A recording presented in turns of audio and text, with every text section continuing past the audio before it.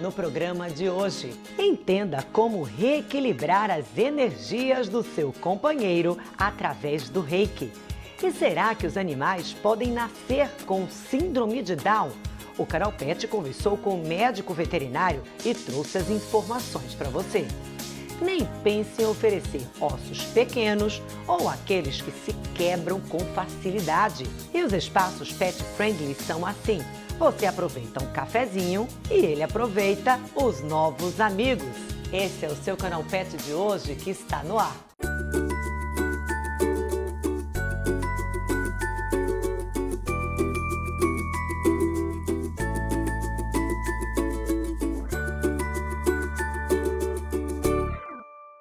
O Reiki é uma terapia que pode contribuir na melhora de quadros como ansiedade e até dores crônicas. E sobre como seu pet pode se beneficiar com esse conhecimento milenar, você descobre a partir de agora. Tiago Avelino é psicanalista e mestre em Reiki, uma técnica de alinhamento dos pontos energéticos do corpo. O Reiki é essa terapia de já mais de 8.000 anos que os monges tibetanos já aplicavam não só nos membros humanos, mas nos animais, nas plantas. Essa técnica japonesa, ela vem ajudar os pets, né, os animais, no equilíbrio dos centros energéticos. Porque às vezes as pessoas pensam que só nós, seres humanos, nós temos os chakras, que são esses centros energéticos. Mas os animais, e aqui o cachorro, ao longo da coluna vertebral, eles têm também 7 pontos principais energéticos que eles absorvem o campo da casa, o campo emocional do tutor, ele vai absorvendo, diferente do gato. O gato, como ele ronrona, que é aquele sonzinho que parece que ele está roncando acordado, ele já vai quebrando o campo energético por onde ele passa. Quando alguém me pergunta, o meu cachorro está assim, ou está desse outro jeito, eu digo assim, como está você? Porque o cachorro, ele interage de uma maneira muito amorosa, é como se ele abraçasse incondicionalmente o dono e puxasse para ele tudo que ele pudesse puxar energeticamente. Há mais de 4 anos, ele aplica a técnica também em pets, o que vem ajudando a melhorar a qualidade de vida de cães e gatos. Aquele cachorrinho que às vezes está meio cabisbaixo, fica meio isolado na casa, ou aquele cachorrinho também que é muito agitado, porque é muito importante também que os tutores, eles passeiem, eles deem uma atenção a esses pets. Então, numa sessão de 10 minutos aplicando, né, porque o Reiki é pela imposição das mãos. Então, quem é reikiano vai ativar os símbolos japoneses, né, nas mãos e vai aplicar no cachorrinho ali toda essa técnica, né, de equilíbrio energético. E muitas vezes a gente vem trazendo questões emocionais, dinâmicas da nossa vida cotidiana e sem perceber a gente vai passando toda essa ansiedade, insegurança para o nosso pet. E aí ele, por nos amar incondicionalmente, absorve tudo isso, a gente fica bem, só que ali ficou também um lixinho energético nele. E aí, para a gente drenar esse lixinho energético, a gente vai cuidando por meio do Reiki também. Com uma música bem tranquila, Tiago aplica o Reiki. E aqui, a parte dos rins, é justamente a região em que eles acumulam todo o processo de absorção das emoções. Muitas vezes o seu pet pode estar com algum problema na urina, na bexiga, intestinal e principalmente os pets castrados, né, as fêmeas que não têm mais o útero. Então essa ressignificação energética nessa região é muito interessante. O animal vai recebendo a energia e vai sentindo todo esse fluxo tranquilo. As indicações terapêuticas são as mais variadas. Lua e Sabrina são as pacientes mais frequentes. A técnica é indicada também para casos de dores crônicas, doenças autoimunes e para combater os efeitos colaterais do uso de medicamentos. O Reiki ele entra de uma maneira muito positiva porque ele acelera o metabolismo do animal e vai drenar todas as toxinas e excessos de medicamentos que estejam no corpo dele. Segundo o psicanalista, a terapia integrativa em animais costuma ter resultados mais rápidos do que em pessoas. Porque os animais, eles não têm a resistência que nós seres humanos temos, então eles não têm o ego. Então, enquanto nós, seres humanos, ficamos pensando numa sessão de reiki, se isso vai dar certo, prestando atenção quais as reações que essa técnica está produzindo no nosso corpo, o PET, ele tem um amor incondicional, então ele não tem nenhum tipo de bloqueio para receber essa técnica de reequilíbrio energético.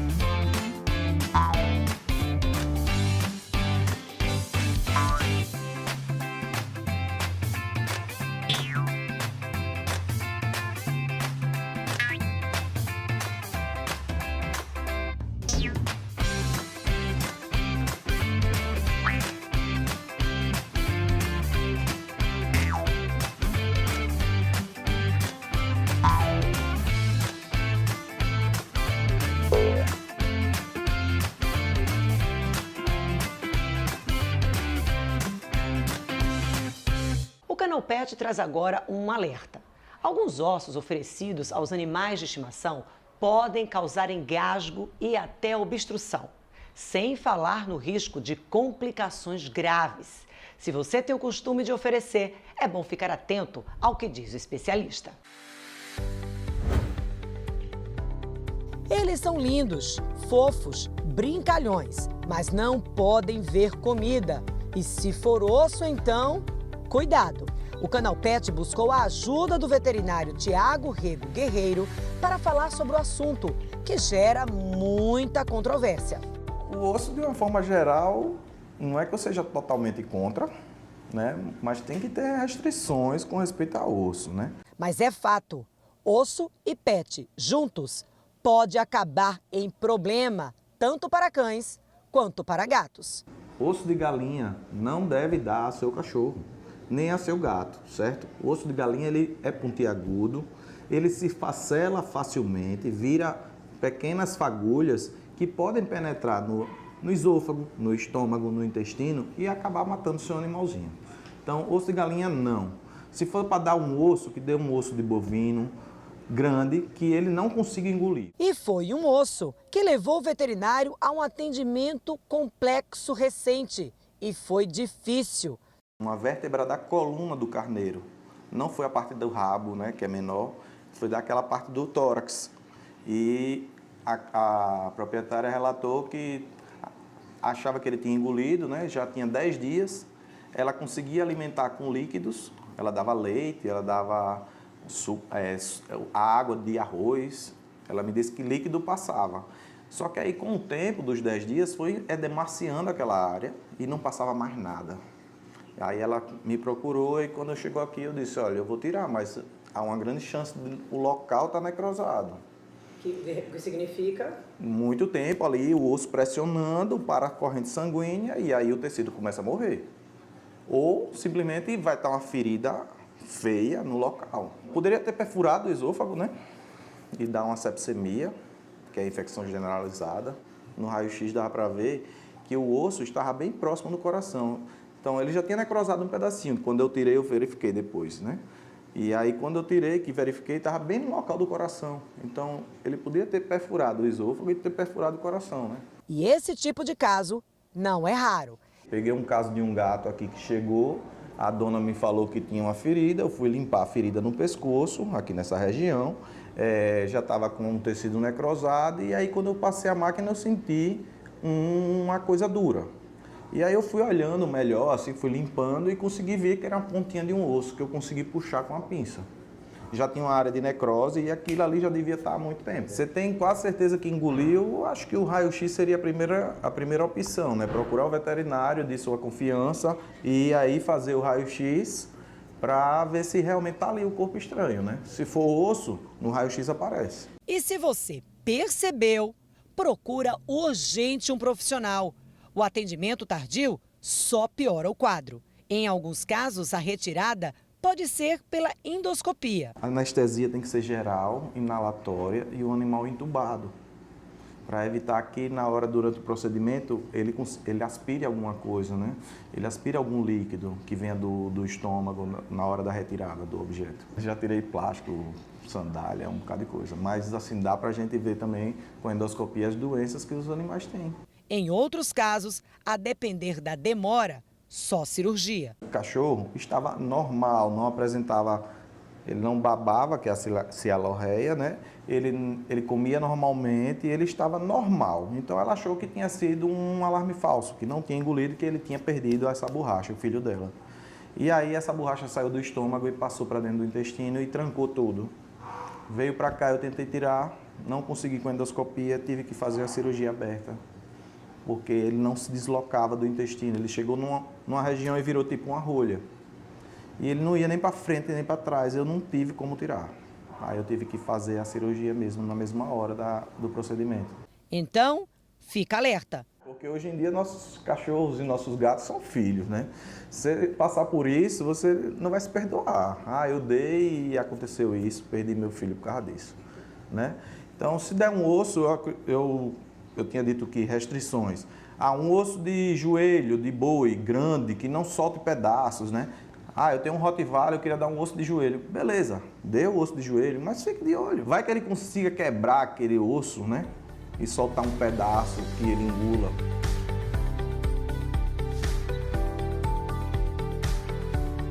Os espaços pet friendly estão de portas abertas para receber os animais até na hora daquele despretensioso cafezinho. Agora adivinha quem vai rezar para você não pedir tão cedo a famosa saideira?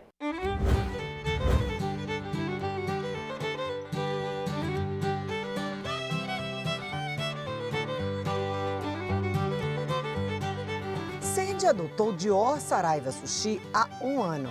De lá pra cá, se tornaram inseparáveis. Olha, todos os lugares, viu? E onde também ele não é convidado, né? Vou no banheiro, já olho pro lado, ele está lá sentado olhando. E aí, mãe, tudo certo? Foi adotado, né? Eu adotei ele cerca de 1 ano atrás. Foi a melhor conquista da minha vida, eu falo assim, porque animais é tudo de bom. Quem tem um sabe o que eu tô falando, quem não tem, você já adotou seu bichinho hoje? Vai, sai, adota.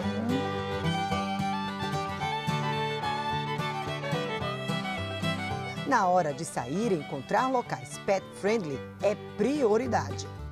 É tão gostoso, você entra aqui, o Dior normalmente tem um ossinho já esperando por ele, muito carinho. O pessoal sai, tira avental, vem conversar com ele. Isso para mim, como mãe de animal, eu acho mais do que especial, eu acho fundamental.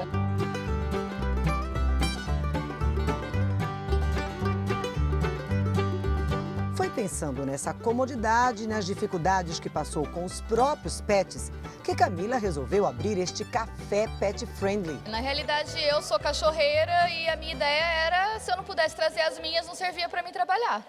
Eu não trago frequentemente porque eu não tenho como ficar cuidando e trabalhando, mas eu tinha que saber que elas podiam me acompanhar uma hora ou outra. E se as minhas podem, todos podem, né?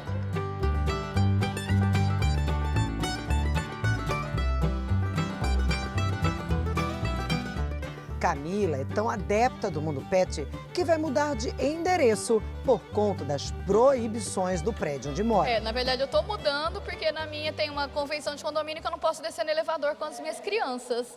Então se eles não são bem-vindos, eu também não sou. E aí a gente muda, pelo bem deles. Aqui eles interagem e se divertem. Bom para os pets e para os tutores. Tatiana adora. Ela, como é pequenininha, eu sempre assim, dou uma saidinha, dou uma passeada, aproveito para resolver algumas coisas e ela aproveita para sair junto comigo, ficar bem à vontade, do jeito que ela quer e sempre ser bem recebida pelas pessoas. Ela é muito, diga, sociável. Então isso para ela é maravilhoso, né? Eu acho que precisa assim de ter mais cachorrinhos nos lugares de que a gente passeia. Ter mais convivência, né? Uma tendência crescente, todo mundo hoje cuida, é uma companhia, faz bem pra caramba, cura a depressão e tem que acompanhar, né? Além da questão do cão-guia também, que é essencial hoje na vida de quem é deficiente visual, os outros também são por uma questão emocional.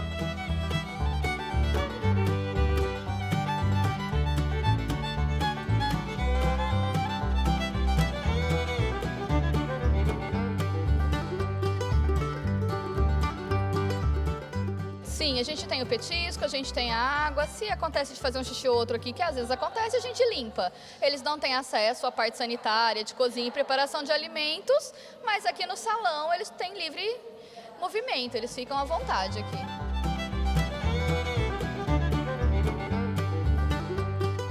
E a ideia tem sim atraído cada vez mais clientes. Afinal de contas, não é todo dia que se pode curtir aquele cafezinho no final da tarde na melhor companhia e ainda reunir essa turma toda. Esses lugares que aceitam aqui tratam muito bem os cachorros, né? Então isso é muito importante, né? É aquela coisa, não é só o ambiente. É muito importante quando as pessoas de casa querem você lá também, né? Para mim é muito bom. Eu me sinto bem, me sinto à vontade. É como se fosse um pedacinho da casa da gente, né? E todo mundo é bem-vindo. A gente já teve gato, tem labrador, tem pitbull, tem de tudo. Quem entra aqui é super bem-vindo.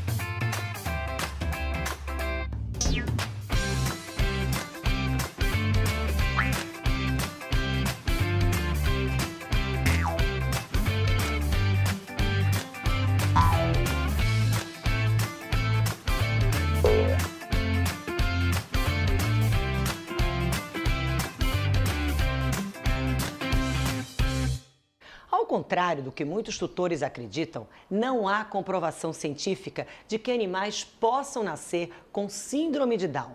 Só o médico veterinário pode ajudar a entender as alterações genéticas e as condições especiais de cada um.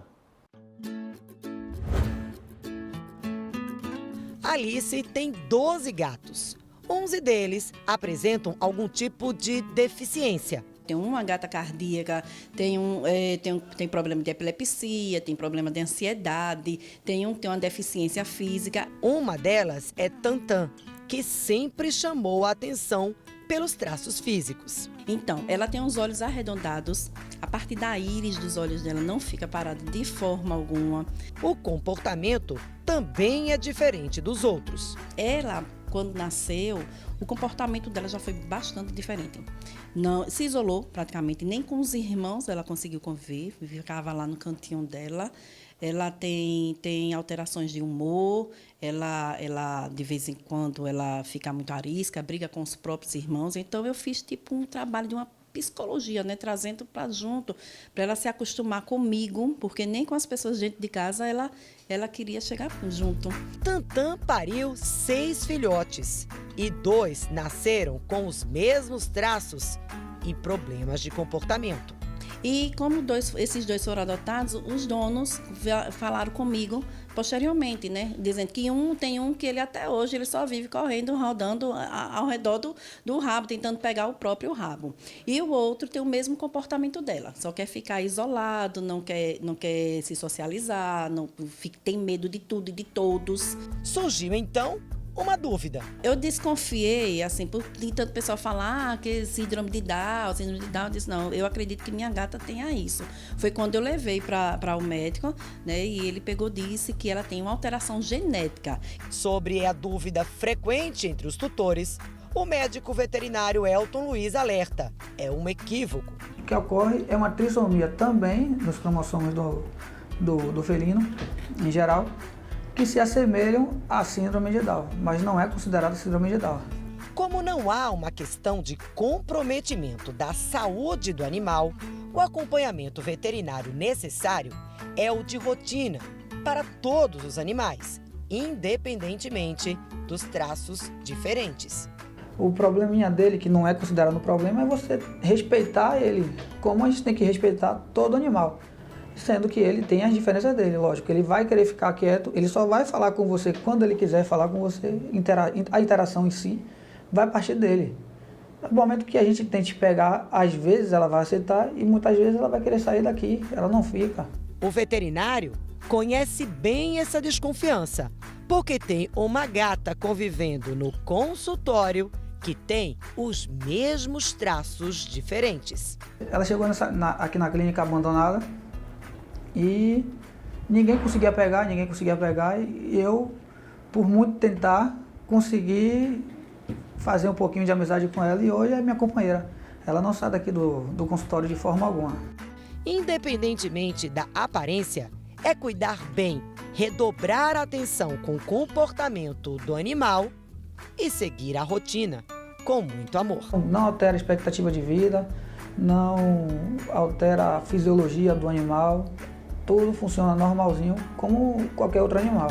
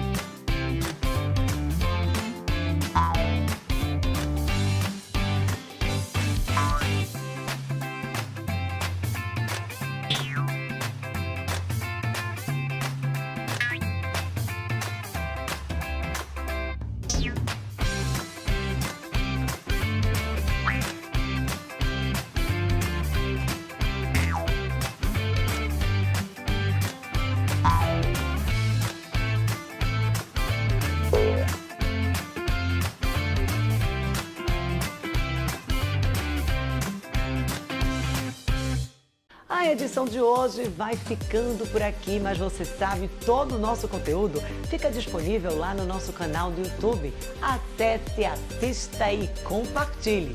Siga a gente nas redes sociais, seu canal Pet. A gente volta a se encontrar na semana que vem. Até lá!